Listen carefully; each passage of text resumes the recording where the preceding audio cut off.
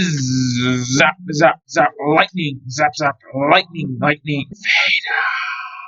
Hello everybody, it's me, the LEGO Dude, and in today's video I'll be talking about every LEGO Star Wars set which is going to be retiring at the end of 2024. This is an early list which is subject to change, however for most lists almost all the sets stay on it by the end of the year, meaning we shouldn't expect more than a few sets to be taken off of it. A lot of these sets will probably be unavailable by late November 2024, so if you're going to get some of them you should plan with that timeline in mind. Kicking things off, first up we have the 40615 Tusken Raider Brickheads which released in early 2023 for $10. It was initially on last year's retirement list but got removed quite early on if I remember correctly. It's a solid brickhead set that I think is getting a good lifespan at 2 years, which is longer than most other brickheads. Next up we have the 75257 Millennium Falcon which released in 2019 for $170. At the end of 2024 it will have been released for over 5 years, so its retirement is long overdue. Most sets last 2.5 years at the most, so the fact the Millennium Falcon lasted this long is quite surprising. Next up we have the 75290 Master Builder Series Mos Eisley Cantina which released in mid-2020 for $350 and has since had its price raised to $400.